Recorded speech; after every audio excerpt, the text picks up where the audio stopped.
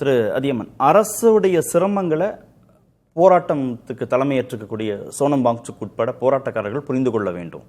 அரசு ஒரு தேர்வை நடத்தணும்னு நினைக்குது. அந்த தேர்வில் இருக்கக்கூடிய பல்வேறு நடைமுறை சிக்கல்களை அடுத்தடுத்து அவங்க தீர்க்கிறாங்க.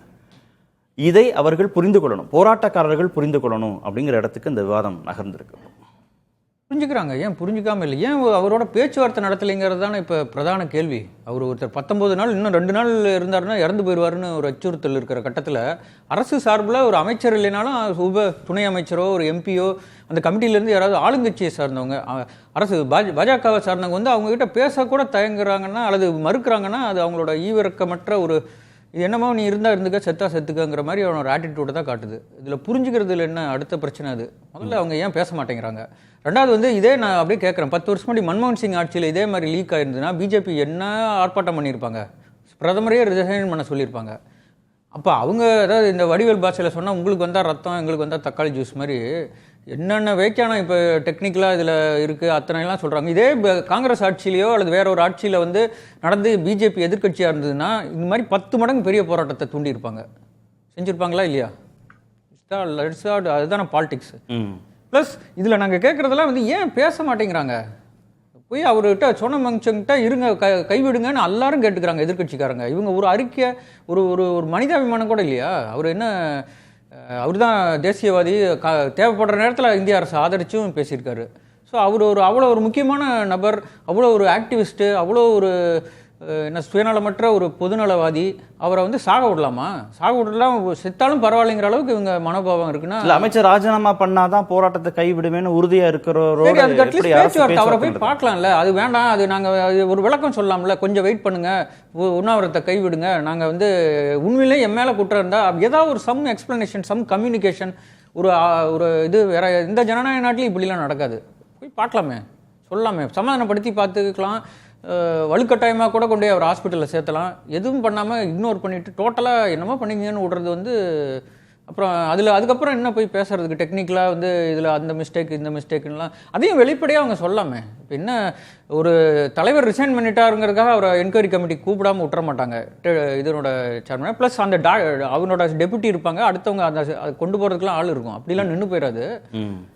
நிறைய இருக்கு. இது வந்து இந்த போராட்டத்திற்கு ஏதோ ஒரு உள்நோக்கம் இருக்கு. என்ன உள்நோக்கம் இருக்க முடியும்? அது அவங்க எல்லாம் ஸ்பான்டேனியஸா சின்ன பசங்க, அதாவது யூனிவர்சிட்டி ஸ்டூடெண்ட்ஸ் அண்ட் அவங்க தான் ஆரம்பிச்சது. இவர் போய் சேர்ந்துக்கிறாரு, அவங்களுக்கு ஆதரவு கொடுத்து சோனம் வந்து அங்கே ஜாயின் பண்ணிக்கிறாரு. இன்னும் நாடு முழுவதும் பல்வேறு இருக்காங்க. அவங்க எல்லாரும் என்ன சொல்றது, ஏதாவது வேற ஏதாவது கட்சி சார்ந்தவங்களா இல்லை? ஒன்றும் கிடையாது. அவங்களாம் ஸ்பான்டேனியஸ் யங்ஸ்டர்ஸ். அவங்களோட எதிர்காலம் பாதிக்கப்படுதுங்கிற கவலையில் வேறு கோபத்தில் அப்படி ஒரு போராட்டத்தை ஆரம்பிக்கிறாங்க. அது இயல்பு தானே. அதில் என்ன உள்நோக்கம் நீங்க தான் சொல்லுங்க. யாருக்கு என்ன உள்நோக்கம்? அரசுக்கு எதிராக ஒரு அரசு தான் பொறுப்பு. பாஜக அரசுடைய செல்வாக்க குறைக்கணும் அப்படின்ற அந்த புள்ளியில ஒண்ணு சேர்ந்திருக்காங்க. கொஞ்ச நேரத்துக்கு முன்னாடி சொன்னீங்க ஒரு தடவை நடக்கல, வருஷம் நடந்துட்டு இருக்கு. எத்தனை வருஷமா நடந்து எவ்வளவு தற்கொலைகள், எவ்வளவு மனவேதனைகள், எவ்வளவு பேரோட எதிர்காலம் பாழா போயிருக்கு. இந்த எக்ஸாம்னு இல்ல, நீங்க சிபிஎஸ்சியில் எவ்வளவு குளறுபடி நடந்தது, சியூஇடி அந்த எக்ஸாம்லயும் குளறுபடி. ஸோ இந்த மத்திய அரசு பண்றது இதை ஓவர் சென்ட்ரலைஸ் பண்ணி எல்லாத்தையும் ஏன் இவ்வளவு பெரிய அமைப்பா வைக்கணும்? டீசென்ட்ரலைஸ் பண்ணலாமே. மாநிலங்களுக்கு சுயாட்சி கொடுத்து ஒரு 20 லட்சம் பேருக்கு ஒரே எக்ஸாம் நடத்தாம அங்கங்க ரீஜனலா தனிப்பட்ட முறையில் தமிழ்நாட்டுக்கு டெட் இதுலேருந்து நீட்லேருந்து விதிவிலக்கு கேட்குறோம், கொடுக்கலாமே. அந்த ஸ்டேட்ஸ் ரைட்ஸை வந்து நசுக்கி எல்லாத்தையும் டெல்லியிலேயே அதிகாரத்தை குவிச்சு வச்சதுனால வந்த விளைவு அப்படின்னு பார்க்கலாமே. அதுக்கு கூட பேச்சுவார்த்தை நடத்தினா தான் இதெல்லாம் வெளியே வரும். இல்லை, இப்போ தேசிய தேர்வு முகமையில் ஏதாவது பிரச்சனைனா அதனுடைய தலைவர் ராஜினாமா செய்யலாம் அப்படின்னு கேட்கறது கூட நியாயமானது. அமைச்சர் ராஜினாமா பண்ணணும் அப்படிதான், அதுதான் மாரல் ரெஸ்பான்சிபிலிட்டி. இப்போ இதே காங்கிரஸ், நான் சொல்றேன், காங்கிரஸ் ஆட்சியில இருந்து காங்கிரஸ்ல ஒரு மினிஸ்டர் இருந்திருந்தா பிஜேபி இதை கேட்டிருக்காதா? பிஎம் ராஜினாமா பண்ண சொல்லிருக்கலாம். பேசாம தர்மேந்திர பிரதானுக்கு ரிப்போர்ட்டிங் வந்து பிஎம் ரிசைன் பண்ண கேட்டிருக்கலாம். பிஜேபி கண்டிப்பா கேட்டிருக்கோம். நான் சொல்றது மன்மோகன் சிங் பீரியட்ல என்னென்ன பேச்சு பேசினாங்க நம்பிட்டீங்களா? அப்பயும் பேப்பர் இல்லைங்க, அதாவது எங்களுக்கு வந்தா ரத்தம், உங்களுக்கு வந்தா தக்காளி ஜூஸ், அதேதான். 10 வருஷம் என்னெல்லாம் இவங்க பிஜேபி இன்னைக்கு எதிர்கட்சியா இருந்தா என்ன பேச்சு பேசியிருப்பாங்க?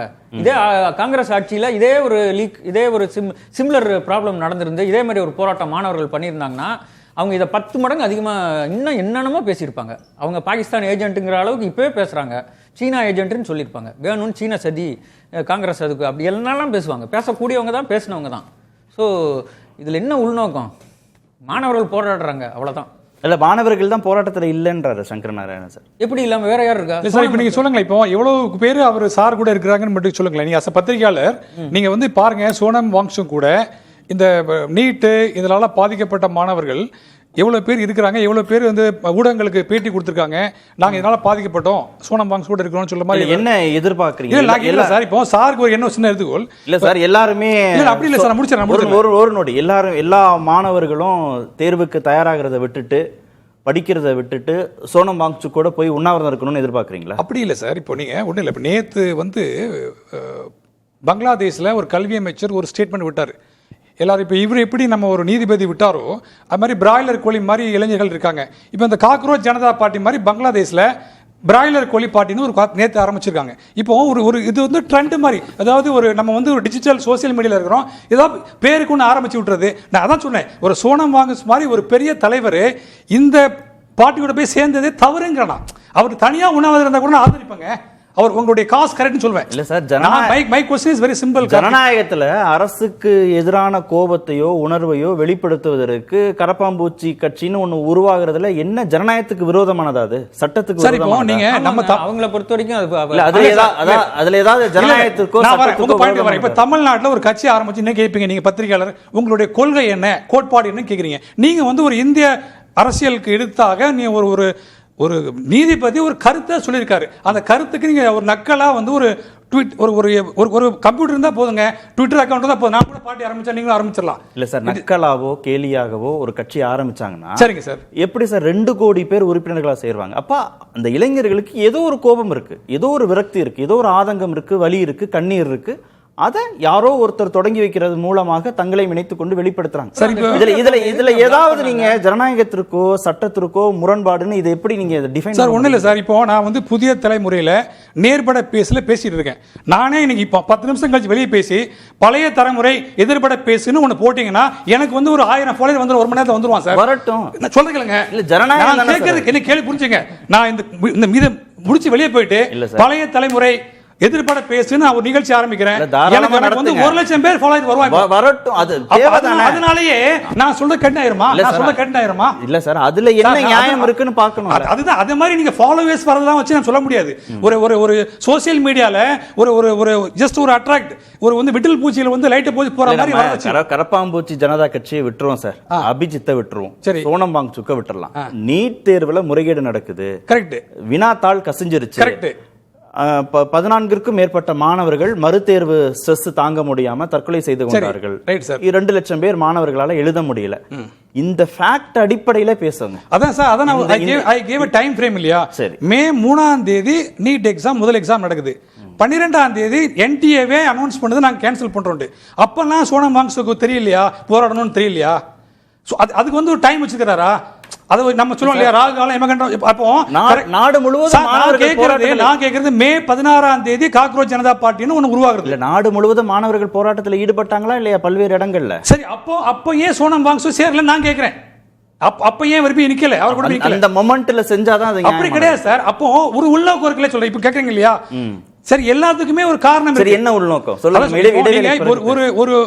ஒரு ஆட்சி வந்து கிட்டத்தட்ட நான் I am not belongs to any party, ஒரு பார்வையாளர் சொல்றேன், ஒரு 3-5 ஆண்டுகளாக ஒரு கண்டினியூஸா இருக்குது. சோ ஒரு ஸ்டிக்மா நம்ம வந்து இந்த அரசியல் மேல இப்ப பாத்துட்டீங்கன்னா பாஜகவுக்கு எதிரான மனநிலை. ஒரு ஜென்சி புரட்சி வந்து நேபாளத்துல வந்துச்சு, ஒரு ஜென்சி புரட்சி வந்து ஒரு பங்களாதேஷ்ல வந்துச்சு. அப்ப நிறைய இடத்துல வந்து ஒரு இளைஞர்களுடைய எழுச்சியா வராங்க.